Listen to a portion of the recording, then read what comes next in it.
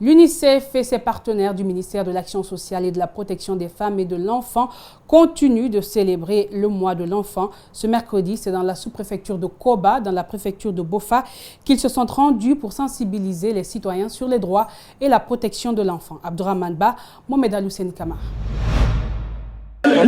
Agir, lutter et bâtir, trois expressions fortes autour de la défense des droits des enfants. C'est par ces mots minutieusement choisis que le ministère de l'Action sociale et de la promotion féminine a formulé son plaidoyer.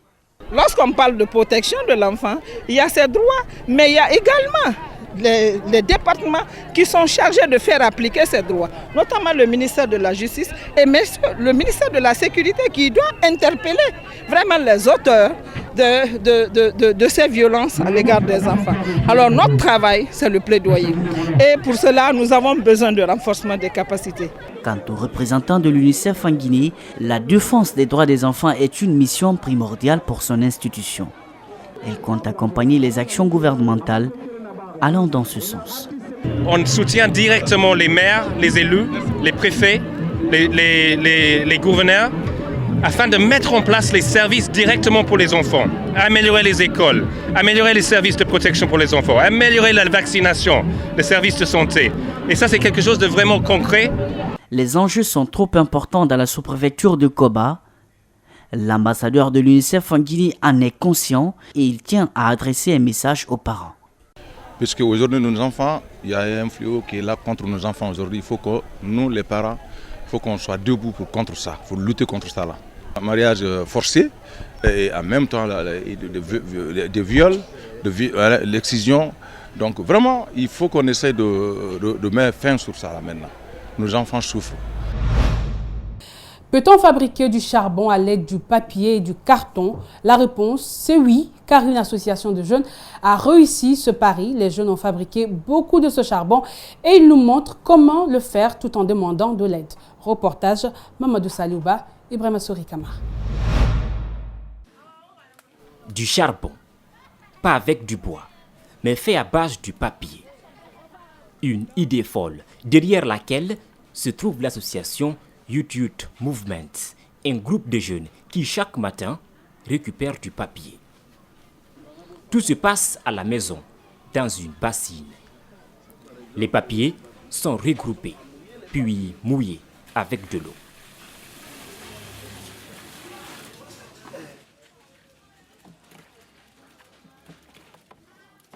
Après quelques minutes de malaxage, les papiers deviennent pâteux. Ensuite, on ajoute de la sciure, cette poudre issue du sciage du bois.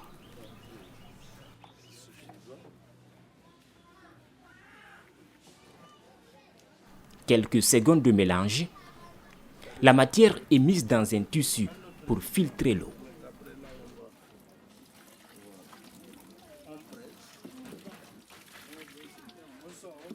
Après cette étape, la matière obtenue est mise dans un autre récipient pour être mélangée avec de l'argile. Et c'est là où tout se joue. Pour le mélange, afin que tu saches oui réellement est-ce que le produit maintenant est prêt à être utilisé quand les briquettes seront confectionnées, est-ce que réellement elles vont être comme les autres, là il faut toucher à la main. Quand je touche, je sais que oui réellement le mélange est bon ou le mélange n'est pas bon. Par exemple ce que je viens de faire ici, après j'ai enlevé les gants pour toucher. Quand j'ai touché, j'ai senti directement que le mélange était bon. Je prends la pâte, je mets dans un tuyau en PVC et je presse. Après avoir fini de presser pour extraire l'eau, je ressors la briquette. Et quand je ressors la briquette, je pose. Les briquettes doivent enfin être exposées au soleil pendant plusieurs heures. Et les voici, secs, empilés chez lui. 2 ans d'études ont permis à Ibrahim de réussir cet exploit. Et cela n'a pas été facile. À chaque fois que je produisais, je mettais du papier et je donnais à ma soeur afin qu'elle puisse expérimenter pour moi. Elle me disait oui, il y avait trop de fumée et aussi il fallait activer à chaque fois parce que vous savez tous, quand on met le papier au feu, ça va brûler rapidement. Donc il faut quelqu'un pour activer. Donc petit à petit, il fallait toujours chercher une solution sur mesure. Ibrahim a finalement trouvé une solution, l'argile. Avant, il utilisait de la terre et il y avait beaucoup de fumée. Mais avec l'argile, il y a moins de fumée. Je fais quelques échantillons, je produis, là je donne à ma maman. Ma maman utilise, elle dit vraiment c'est bon, donc ça a un faible rejet de fumée maintenant. Même pendant le ramadan passé, la maman, quand il y a rupture de stock à la maison, on dit il faut aller chez Koteibou pour te donner un peu de charbon. Dans son quartier, le charbon est utilisé par beaucoup de personnes, comme Mohamed Lamine Ben Kondé, gérant d'un café. D'habitude, quand je pose mes presses sur le charbon, ça prend du temps au lieu de monter. Mais depuis que j'ai commencé à utiliser ça, ça ne prend pas 10 minutes. Les presses vont monter vite fait.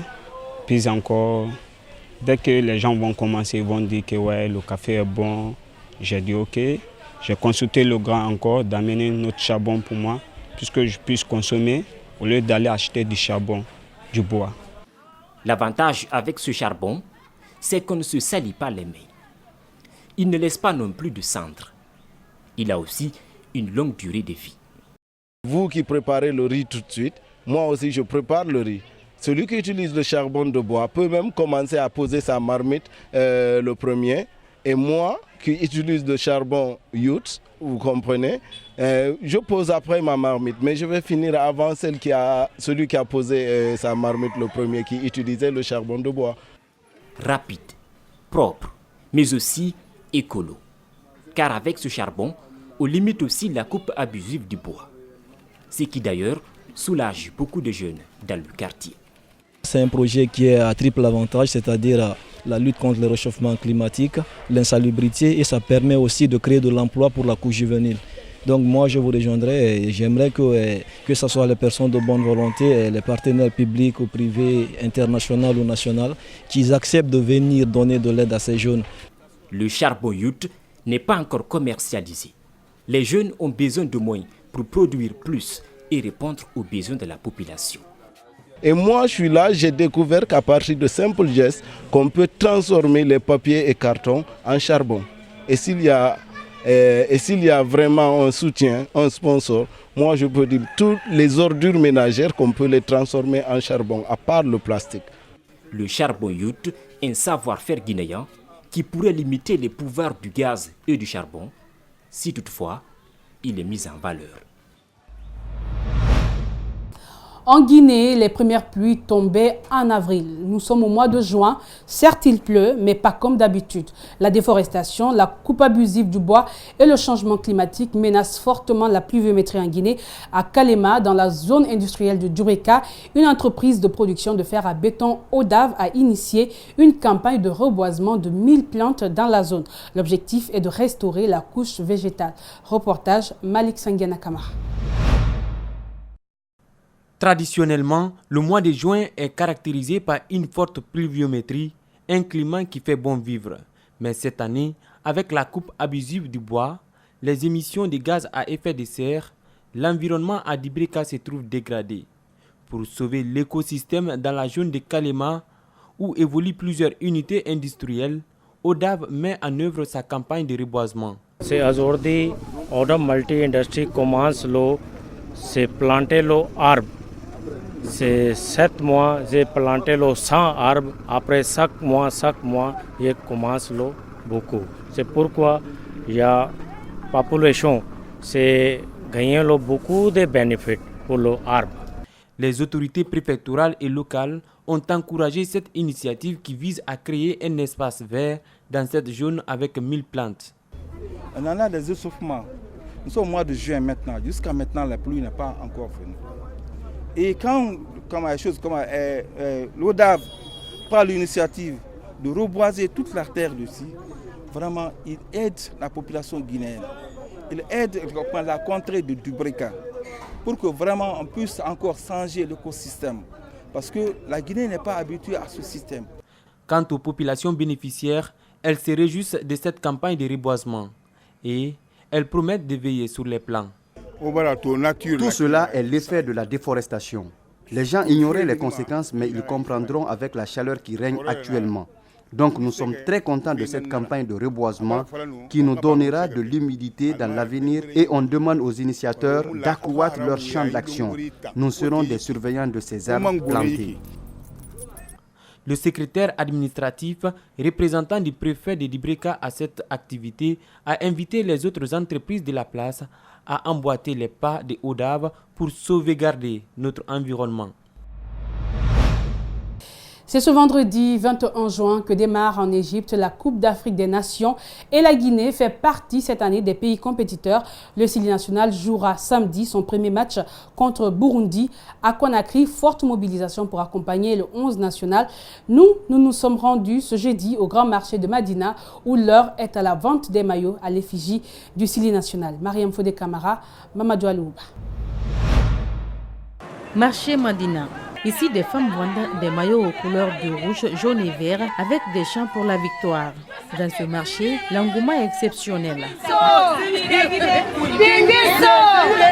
Cela est devenu un rituel pour les fans et amis de certains joueurs de faire un tour dans le marché pour s'approvisionner en maillots. Je suis venu dans le marché aujourd'hui pour acheter le maillot de notre pays, Sili national de Guinée, comme vous voyez dans ma main, avec le numéro de Nabi Keita. Je viens d'acheter jusqu'à 50 000 francs une chemise. Et je vais bientôt acheter son sous-vêtement pour moi, ça c'est pour ma femme ça. Ces vendeuses invitent tous les Guinéens à se procurer des maillots pour soutenir l'équipe nationale. Tout le monde on va y ici, on soutient les jeunes, on va encourager les jeunes. Je vais encourager tout le monde, tous les Guinéens de venir supporter. Nous on soutient Souli. On soutient, j'aime mon pays, on soutient le Sili national de Guinée. J'ai pris Dieu encore, que Dieu nous donne cette coupe-là cette année. Tous les yeux sont désormais rivés vers l'Égypte où le Sili national disputera sa première sortie dès ce samedi contre Madagascar. Ici, on croit dur comme fer que la victoire sera effective pour la Guinée. 3-0 comme ça, et 2 buts pour Nabi Keita et 1 but pour Ibrahim Traoré. 3-0, on va encourager les airs. Et c'est la fin de ce journal. Grand merci à tous de l'avoir suivi. Merci à la rédaction, mais aussi à l'équipe technique du jour. Portez-vous bien et très bonne suite de programme sur Espace TV.